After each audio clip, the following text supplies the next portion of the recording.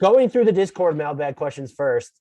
This one comes from Demos Quol. I apologize if I butchered the hell out of that. Does Bam Adebayo have a legitimate chance for Defensive Player of the Year, given the fact that he has a better defensive rating, more defensive win shares, and opponent points in the paint than Rudy Gobert, who is right now considered the favorite?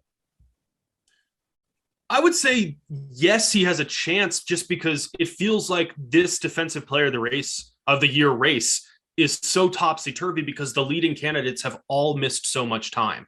So, I mean, Bam Adebayo has only played 44 games because he had the thumb injury that he had to recover from.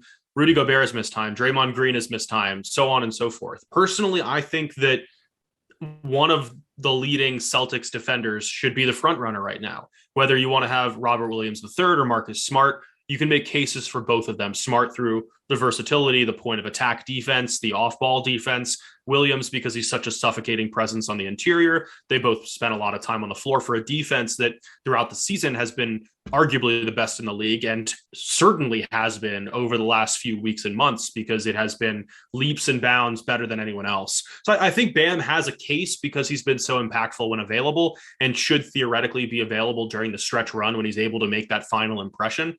I don't know that he's the leading figure right now because he's suffering from the same drawback that all of the typical leaders are suffering from. Yeah. And I don't know how because Gobert missed most of his time with COVID this year, I believe, and he still played like 200 minutes more than Bam. So the gap in playing time right now isn't significant, but I don't know if the context under which they missed it matters, where it's like, I don't think it should. Well, my whole thing is, if we're talking about the MVP discussion, I'm going to give it to Joel Embiid over Kevin Durant because I'm not even going to factor in that Joel Embiid so far has missed time only with COVID for the most part, where Durant missed all that time with an injury. The gap in minutes is obviously bigger. So perhaps this is why it's so different. I would say Bam has a chance, and at this point might even be likely to finish in the top three.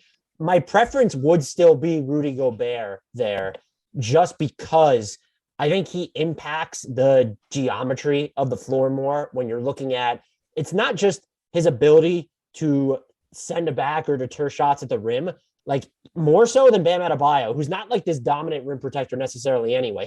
Their values are so different where Bam is like rooted in versatility more than any one elite skill, I feel like. You might even count, he's the better one-on-one defender. If you have to defend Giannis, you want Bam 10 times out of 10 over Gobert. But like, teams won't even take floaters if Gobert's anywhere near the basket because they're so afraid of him. And I do think he's gotten a little bit, or not a little bit better. I think he's always been, let's say, undervalued or underestimated when he is pulled away from the basket. So he would be my pick, but I think you hit on all the necessary points where there doesn't really feel like, I know Gobert's the consensus favorite, but if someone told me they voted for Mikal Bridges as the defensive player of the year, I'd buy it. So Jaren Jackson Jr., Giannis, there are a ton of options. And I was actually looking at the DraftKings odds per Vegas Insider while you were talking here. And 14 players are listed. This is as of March 9th. So it is a little bit outdated. Bam Adebayo is not one of the 14 players listed, which I find interesting. Rudy Gobert is the favorite at minus 155, followed by Giannis at plus 475, Jaren Jackson Jr. at plus 950, Draymond Green at plus 1400, Robert Williams at plus 1600, and then Mikal Bridges, Joel Embiid, Evan Mobley, Jarrett Allen, Matisse Thybulle, DeAndre Ayton, Jimmy Butler, Drew Holiday, and Marcus Smart. I think it's ridiculous that he's not on there. I also get it because he's only played 44 games. Yeah. But then again, so have some of the players on that list.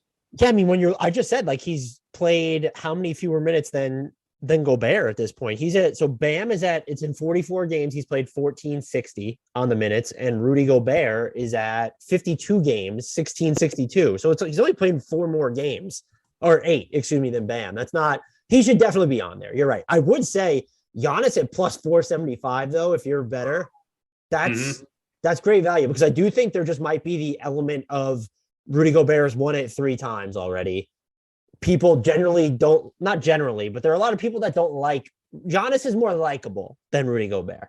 That's just, I don't know that that's fair, but Giannis is more liked than Gobert, just when you're looking at the perception. Plus 475 for Giannis. I know Milwaukee's defense is struggling. It's not Giannis's fault that they're struggling. So I almost want to place a bet on Giannis to win. This really does feel like a year, though, where just like anyone could win it. Because This I is feel the like you can easily make a case for Robert Williams, for Jaren Jackson Jr., for Gobert, for Giannis, for Draymond Green, because of the value he's shown in his absence, especially if he does come back this following week and performs at a high level. There are a lot of options. yeah, Draymond Green with 34 games and just 1,018 minutes, basically. I don't think he has a chance, but this is the award. I think you can make a case because it's a weird year. I wouldn't personally make that case. I'm also not going to turn my nose up at someone who does.